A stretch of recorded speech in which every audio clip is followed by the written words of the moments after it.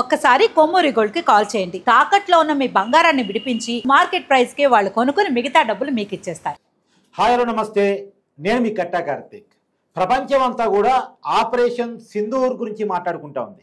అయితే ఈ సింధూర్ సక్సెస్లో కానీ లేదు దీన్ని ఒక రకంగా ప్రపంచానికి తెలియజేయడంలో కానీ భారత ఆర్మీ గొప్పతనాన్ని, భారత ఖ్యాతిని, భారతీయ సాంప్రదాయిక విలువలని ప్రపంచానికి తెలియజేయడంలో కానీ మోడీ గురించి ప్రత్యేకించి చెప్పుకోవాలి. ఈ ఆపరేషన్ సింధూర్ సక్సెస్లో మోడీ గురించి ప్రత్యేకించి చెప్పుకోవాలి. ఆపరేషన్ని మోడీ ఎలా సక్సెస్ చేశారు, అసలు ఎలా ప్లాన్ చేశారు, ఆయన పన్నిన స్ట్రాటజీ ఏంటి, ఆ స్ట్రాటజీ ముందు ప్రపంచం మొత్తం నేర్చుకోవాల్సిన పాఠాలేంటి, ఈ విషయాలన్నీ కూడా చర్చించుకునే ప్రయత్నం చేద్దాం. నా ముందున్నారు డైనమిక్ జర్నలిస్ట్, నంది అవార్డు గ్రహీత, కిరణ్ టీవీ ఓనర్ కిరణ్ గారు. సార్ నమస్కారం. నమస్తే అండి. నమస్తే. బాగున్నారా? భారత్ మాతాకి జై. భారత్ మాతాకి జై. సార్, ఆపరేషన్ సింధూర్ దీని గురించి ఇలా దేశం కాదు ప్రపంచం అంతా చర్చించుకుంటా ఉంది. ఇన్నాళ్ళు మనం రష్యా బలగాల ఘనత, అమెరికా బలగాల ఘనత, బ్రిటన్ బలగాల ఘనత గురించి పుస్తకాలు చదువుకుంటూ ఉండేవాళ్ళం. ఇవాళ భారత బలగాల ఘనత గురించి ప్రపంచం మొత్తం చదువుకోవాల్సిన ప్రత్యేకమైన పరిస్థితి క్రియేట్ చేసి పెట్టాం మనం. అయితే ఈ ఆపరేషన్ సింధూర్లో మోడీ గారి ఖ్యాతి, మన ప్రధానమంత్రి మోడీ గారి ఖ్యాతి, ఎందుకంటే కాశ్మీర్లో ఉగ్రవాదులు దాడి చేసినప్పుడు ప్రత్యేకించే పదాన్ని వాడారు. ఇంతకుముందు ఎప్పుడు లేదు. ఉగ్రవాద దాడి చేసినప్పుడు మోడీకా బోలో అన్నారు. మోడీ గారికి వాళ్ళు ఏం చెప్పన్నారు, మన బాధితులు ఏం చెప్పారు, మోడీ గారికి ఏమర్థమైంది, ఏం చేశారంటే ఏం చెప్తారు? ఓకే, ఇక్కడ ఇది గతంలో జరిగిన దాడులకు దీనికి పోలిస్తే ఇది 10 తీవ్రమైంది ఇది. సో ఇక్కడ వాళ్ళు మోదీకో బోలో అంటే మోదీ స్పెషల్ ఏముంటుంది, ఒక అందరు ప్రధానిలాగే చేశారా, మోదీ ఏమన్నా డిఫరెంట్గా భిన్నంగా అప్రోచ్ అయ్యారా అంటే పాయింట్ 1, ఓవరాల్గా దాడి జరిగిన తర్వాత కూడా ఇవాళకి పాకిస్తాను తాను బాధిత దేశంగా చెప్పుకోలేకపోతా ఉంది. అవును, అంత పకడ్బందీగా దాడి చేశారు. ఎందుకు దాడి చేశాం, ఎలా దాడి చేశాం, ఏ పరిస్థితుల్లో దాడి చేయాల్సి వచ్చింది, పాకిస్తాన్లోకి వెళ్ళి వాళ్ళ ఇంటికి వెళ్ళి వాళ్ళని కొట్టొచ్చిన తర్వాత కూడా ప్రపంచం మనల్నే సమర్థిస్తోంది. ఇది మోదీ గారి డిప్లొమసీ. ఆయన విదేశీ వ్యవహారాలు మనం ఎప్పుడు అనుకుంటుంటాం, మోదీ గారు ఆ దేశంకి వెళ్ళారు, ఎంతసేపటికి టూరిస్ట్లా ఉన్నారు, ప్రధాన టూరిస్టా అంటారు కదా. అలాంటి విమర్శలు ఎందుకు? దానికి సమాధానం ఏంటంటే ఇవాళ ప్రపంచ దేశాలన్నీ కూడా మోదీనే బలపరుస్తూ ఉన్నాయి. అవును, పరోక్షంగా కొన్ని, ప్రత్యక్షంగా కొన్ని బలపరుస్తున్నాయి. ఇది ప్రధానమైన నెంబర్ 1. నెంబర్ 2, గతంలో కూడా చేశాం కదా బాలాకోటు, మరి వాటన్నిటికీ లేదు ఈసారి ఆపరేషన్ సింధూర్ అని పేరు పెట్టారు. అవును, ఆ పేరు పెట్టడంలో మోదీ గారి పాత్రనే ఉన్నది.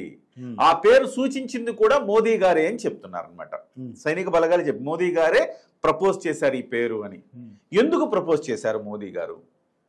సింధూర్ అంటే తిలకం.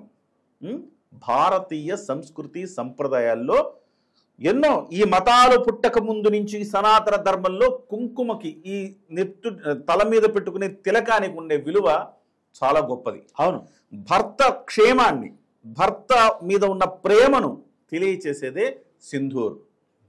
సో వాళ్ళు ఏమన్నారు, ఆ సింధూర్ని చెరిపేస్తూ మోదీకి చెప్పండి అన్నారు. అవును, మోదీ ఏం చేశాడు, అదే సింధూర్ పేరుతో ఆపరేషన్ సింధూర్ అని పెట్టి వాళ్ళకు రక్త తిలకం దిద్దారు. That is Modi. అవును. సో ఆ మోదీ గారు ఆ పేరు పెట్టడం 2వ పాయింట్. 3వ పాయింట్, ఎవరితో చేయించాడు ఇదంతా? సోఫియా ఖురేషి అనే ఒక ముస్లిం మహిళ కల్నల్, ఆవిడతో చేయించారు ఈ ఆపరేషన్ అంతా కూడా. అలాగే జుబేర్ అని ఒక వ్యక్తి ఈ పిఐబి ప్రెస్ ఇన్ఫర్మేషన్ బ్యూరోలో ఉంటూ అతను ఫ్యాక్ట్ చెక్ అనే బాధ్యతను అతను తీసుకున్నాడు. ఎక్కడైతే పాకిస్తాను తప్పుడు ప్రచారం చేస్తుందో దాన్ని అక్కడికక్కడ ఫ్యాక్ట్ చెక్ ద్వారా మీరు చేస్తుంది తప్పు అని చెప్పించాడు.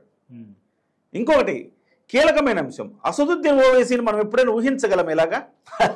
భారతీయ జెండాను తలపాగా కట్టుకొని చుట్టూతా జెండాలతో పెట్టుకొని భారత్ మాతాకి జై అని దిక్కులు పిక్కటిల్లేలా అరుస్తున్నాడు. అలా మాట్లాడకపోతే, అలా ఉండకపోతే తరిమేసే పరిస్థితిని క్రియేట్ చేసిన తర్వాత ఎందుకు అంటే ఇవాళ పాకిస్తాన్ ఆశించింది వేరు. అవును, పాకిస్తాన్ ఏం ఆశించింది? ఇవాళ పాకిస్తాన్ స్ట్రాటజీ ఏంటంటే హిందువా కాదా అని అడిగి కాల్ చేస్తే మనోభావాలు దెబ్బతింటాయి, హిందూ ఎమోషన్ బంధువులు ఫీల్ అవుతాము, అవును. ముస్లింల మీద ద్వేషం వస్తుంది, ఒకళ్ళకొకళ్ళు కొట్టుకుంటాము, అవును. రక్తపాతం జరుగుతుంది, అంతర్గత యుద్ధం జరుగుతుంది. మన అంతర్గతాలు చూపించి వాళ్ళ అంతర్గతాలు క్లోజ్ చేసుకోవచ్చు. బయట నుంచి శక్తి లేకపోతే ఇంట్లో మంట అంటిద్దాము అనుకున్నారు. అవును. కానీ మోదీ గారు దాన్ని చాలా ప్రభావవంతంగా అవును. ఇవాళ అదే ముస్లిం మహిళతోటి, అదే ముస్లిం వ్యక్తితోటి చెక్ పెట్టించాడు. అవును. అలాగే ఈ అసదుద్దీన్ ఓవైసీని కూడా ఎప్పుడు అనని మాట అసదుద్దీన్ ఓవైసీ అనేంతటి ఒక ప్రెషర్ బిల్డప్ చేశాడు. అవును. హిందువులు కూడా ఎక్కడ సంయమనం కోల్పోలా. అవును. ఎందుకు కోల్పోలా? కాంగ్రెస్ పార్టీ ఉంటే కోల్పోయేవాళ్ళు. కాంగ్రెస్ పార్టీ కాదు, ఇక్కడ నరేంద్ర మోదీ గారు ఉన్నారు అధికారంలో. భరోసా నరేంద్ర మోదీకో బోలో అంటే ఏదో ఒకటి చేస్తాడు ఆయన అనే భరోసాతో నింపాదిగా నిబ్బరంగా ఉన్నారు. సో పాకిస్తాన్ ఆటలు అక్కడ చెల్లల. పాకిస్తాన్కి తిరిగి సినిమా చూపించాడు అదే ముస్లింలతోటి. నువ్వు ఎవరైతే ముస్లింల మీద మీరు ప్రేమ ప్రదర్శించారో, అరే ఇది హిందూ ముస్లిం మత ఘర్షణ కాదు, ముస్లిమ్స్తోనే నీకు బుద్ధి చెప్పిస్తానని చెప్పించి ముస్లిం అయినా, హిందూ అయినా, సిక్ అయినా, క్రిస్టియన్ అయినా, పార్సీ అయినా, ఎవరైనా కానీ అందరం భారతీయులేమైనా మెసేజ్ని ప్రపంచ దేశాలకి ఇప్పించాడు. అవును, మన ఐక్యతను చూపారు. అదేవిధంగా అతడు సినిమా చూసారుగా మీరు. అతడు సినిమాలో తనికెల భరణి డైలాగ్ ఒకటి ఉంది, ఏం కొట్టాడరా వీడు, అంటు కట్టినట్టు కొలతేసినట్టు కొలిచి కొలిచి కొట్టాడు రాయుడు అంటాడే. అట్లా భారతదేశం సైన్యం కూడా కరెక్ట్ గా కొలతేసి కొట్టింది. 972 కిలోమీటర్ల పాటు అక్కడ ముజఫరాబాద్ తో మొదలు పెడితే ఇక్కడ పంజాబ్ లో ప్రావిన్స్ వరకు పిచ్చ కొట్టుడు కొట్టింది. కరెక్ట్ గా ఎక్కడ పడాలో అక్కడ మిసైల్ పడింది. ఎవరిని కొట్టాలో వాడినే కొట్టింది. ప్రపంచ దేశాలు మళ్ళీ మనకెందుకు ఇవాళ మద్దతు ఇస్తున్నాయంటే ఎక్కడ సైనికుల మీద, సైనిక స్థావరాల మీద దాడులు లేవు. దారి తప్పలేదు, గురి తప్పలేదు. సివిల్ ఏరియాల్లో దాడి లేదు. ఎక్కడైతే ఎవరైతే దుర్మార్గులు ఉన్నారో వాళ్ళ మీద. ఇవాళ అస్గర్ అనేవాడు చనిపోయాడని తాజాగా చెప్తున్నారు. వాడికే ఈ ఐఎస్ఐ వాళ్ళు వీళ్ళందరూ కూడా నివాళులు అర్పిస్తూ పాకిస్తాన్ జెండాలు దాని మీద పెడుతూ దేశభక్తులు చనిపోయినట్టుగా భావిస్తూ ఉన్నారు. ఈ అస్గరే కాందహార్ హైజాక్ నుంచి అనేక కార్యకలాపాల్లో ఈ అస్గరే ప్రధానమైన బ్యాక్ బోన్. మసూద్ అజార్ వెనక ఉండి మొత్తం పన్నాగాలన్నీ పన్నింది. అతన్ని కొట్టిన తర్వాత పాకిస్తాన్ ఏం చెప్పుకుంటది ఇప్పుడు? అతను ద్రోహి, అతను దుర్మార్గుడు మసూద్ అజార్ అని చెప్తున్నాడు. మసూద్ అజార్ ఇవాళ మళ్ళీ లేఖ రాశాడు, నీ అంత చూస్తానని. సో మసూద్ అజార్ ఇలా రాశాడంటే మసూద్ అజార్ చనిపోతే, మసూద్ అజార్ కుటుంబ సభ్యులు చనిపోతే, అక్కడ ఉండే మదర్సాలో ఉండి ఈ కుట్రల పని ఉగ్రవాద ముఠా చనిపోతే వాళ్ళు మళ్ళీ ఇవాళ నివాళులు అర్పించే కార్యక్రమం చేస్తున్నారంటే ప్రపంచానికి తెలియలేదా సివిలియన్స్ చనిపోయారో లేకపోతే ఉగ్రవాదులు చనిపోయారో? అవును. సో ఈ రకంగా నరేంద్ర మోదీ గారు గతంలో ఒక బాలాకోట్ మీద దాడి చేస్తే అలాంటి 9 బాలాకోట్ల మీద దాడి చేయించాడు. అవును. ఇలాగ భారతదేశంలో మత సామరస్యం ఎక్కడ దెబ్బతినకుండా చూశాడు. ప్రపంచంలో భారత ఖ్యాతి ఎక్కడ భారతదేశం మీద ఒక మచ్చ లేకుండా చూశాడు. అలాగే భారతదేశంలో విపరీతమైన ఎమోషన్ వస్తుంది. ఇంకా ఇప్పుడు 10 రోజులకి సర్జికల్ స్ట్రైక్ చేశాం, 12 రోజులకి బాలాకోట్ చేశాం, ఇంకా మనం ఇప్పుడు చేతులు ముడుచుకుని కూర్చున్నాం అనే పరిస్థితులు, కొంత ఎమోషన్ వస్తున్న స్థితిలో ఎక్కడ సైనికుల మీద ప్రెషర్ పెట్టలా. టేక్ యువర్ ఓన్ డెసిషన్ అన్నాడు. సో అంతర్జాతీయ స్థాయిలో భారతదేశాన్ని తప్పు పట్టని విధంగా ఈ దాడులకు పురిగొల్పటం, అదే సమయంలో ఎక్కడ కూడా ప్రెషర్ ఎంత వస్తున్నా ఆ ప్రెషర్ని తనలోనే అణుచుకున్నాడు. సైనికుల మీద ప్రెషర్ పెట్టలా. టేక్ యువర్ ఓన్ టైం అన్నాడు. అవును, అదును చూసి కొట్టండి అన్నాడు. ఇక్కడ ఒక చిన్న వ్యూహం పన్నాడు. వ్యూహం ఏంటి? Mock drill. మాక్ డ్రిల్ అంటే ఇక్కడ మాక్ డ్రిల్ పాకిస్తాన్ అనుకుంది, మాక్ డ్రిల్ అంతా రెడీ చేసుకుంటున్నాడు, సన్నద్ధం జరుగుతూ ఉంది. సన్నద్ధత తర్వాత మన మీద దాడి చేస్తారు, వాళ్ళన్నీ ప్రిపేర్ అయిన తర్వాత మన మీద కొడతారని నింపాదిగా రిలాక్స్ అయింది. ఉగ్రవాదులు కూడా ఏంద్రా బాబు ఇన్ని రోజులు చూసాము, మన మీద దాడి ఏం చేయట్లేదు కదా, ఎవరి పార్టీకి వాళ్ళు మళ్ళీ తమ స్థావరాలకు చేరుకున్నారు. ఇదే కరెక్ట్ టైం అనుకుంది. అలా ఏ మార్చి కొట్టిన స్పిన్ బౌలింగ్లో గుగ్లీ వేస్తాడు చూసారా, అట్లా గుగ్లీ వేశాడు. సో ఇటు వస్తుంది కదా, ఆఫ్ స్పిన్ కదా అనుకుంటే లెగ్ స్పిన్ వచ్చి కొట్టేస్తుంది అనమాట. ఆ రకంగా క్లీన్ బౌల్డ్ చేశారు. ఇవాళ స్పష్టంగా బాధితులతోటే చేయించాడండి. ఇవాళ ముస్లింలు నిజంగా చెప్పాలంటే బాధితులు హిందువులు కాదండి, ముస్లింలు. అవును, కాశ్మీర్లో ఇవాళ వాళ్ళకి ఉపాధి ఎవరికి పోతుందండి? ముస్లింలకు కదా, సగటు కాశ్మీరీకే కదా. అవును. సో ఆ ముస్లింలతోటి ఇవాళ సోఫియా ఖురేషి. కాశ్మీర్లో గతంలో బాధితులు ఎవరు? వీళ్ళ దాడికి పారిపోయిన కాశ్మీరీ పండిట్లు. ఆ కాశ్మీర్ పండిట్ విక్రమ్ మిస్త్రీ మొత్తం మధ్యలో కూర్చొని ప్రెస్ కాన్ఫరెన్స్ బ్రీఫ్ చేశారు ఆయన, విదేశాంగ కార్యదర్శి. ఆ తర్వాత వ్యోమికా సింగ్, ఆమె ఒక సిక్కు మహిళ. అవును. ఇలాగా అన్ని అంటే కేవలం ఇక్కడ ముల్లుని ముల్లుతోనే తీయాలన్న ఒక స్ట్రాటజీని నరేంద్ర మోదీ గారు అమలు చేశారు. చాలా నింపాదిగా ప్రశాంతంగా ప్రశాంత వదనంతో కనిపించాడు. బాలాకోట్ దాడుల ముందు అలాగే కనిపించాడు, ఇప్పుడు అలాగే కనిపించాడు. కానీ దాడి మాత్రం తుత్తునియలు చేశాడు. ఇప్పుడు మళ్ళీ ఏడుస్తున్నారు పాకిస్తాన్ వాళ్ళు, మళ్ళీ మా మీద మళ్ళీ 9 చోట్ల దాడి చేశారండి, డ్రోన్లతో దాడి చేశారండి, మేము గట్టిగా ప్రతిఘటించామండి, అదండి ఇదండి అంటున్నారు. భారతదేశం ఇప్పటివరకు స్పందించలేదు. కానీ బట్ ఒక్కటైతే వాస్తవం, ఇది ఫేజ్ 1 మాత్రమే అని మాత్రం చెప్పింది. ఫేజ్ 2 ఉండొచ్చు, ఫేజ్ 3 ఉండొచ్చు. సార్ ఇప్పుడు సింధూర్ 2.0 ఉండబోతుంది. హఫీజ్ సయ్యద్ అంతం మరియు మసూద్ అజర్ వారిద్దరిని ఖతం చేయటమే మన ఆర్మీ యొక్క ఒక లక్ష్యంగా పెట్టుకున్నట్టు కూడా వార్తలు వస్తూ ఉన్నాయి. ఏమంటారు?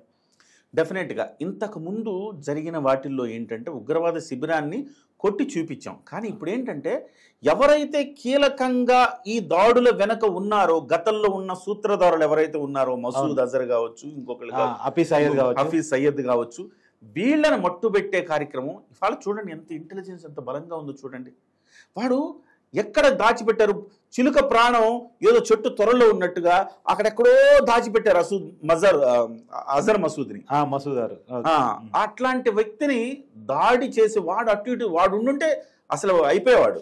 కానీ 14 మంది చనిపోయేవాడు, తప్పించుకున్నాడు. బహుశా వాడు తప్పించుకోవటం అది పాకిస్తాన్కే నష్టం చేస్తుంది. వాడి కోసం మరిన్ని దాడులు జరిగే అవకాశం ఉంది. సో ఈసారి కొడితే అట్లా ఇట్లా ఉండదు. డెఫినెట్గా ఇప్పటికే భారతదేశానికి సంబంధించి ఐక్యరాజ్య సమితిలో కూడా భారతదేశాన్ని ఎవరు తప్పు పట్టలేదు. మొన్న ఐక్యరాజ్య సమితిలో సమావేశం జరిగినప్పుడు భారత్ని దోషిగా చూపేందుకు పాకిస్తాన్ ప్రయత్నం చేసింది. ఇలా పాకిస్తాన్ ఏకాకిని కూడా చేసింది భారత్. పాకిస్తాన్ ప్రయత్నం చేస్తే ఐక్యరాజ్య సమితిలో సభ్య దేశాలన్నీ పాకిస్తాన్ అడిగాయి, సరే ఏంది కథ, మరి మీ ఉగ్రవాదుల స్థావరాలు కొట్టారు కదా, మరి ఉగ్రవాదుల స్థావరాలకు సంబంధించి ఏంటి, ఎందుకు మీరు అట్లా అణుబాంబుల ప్రస్తావన ఎందుకు తెచ్చారు?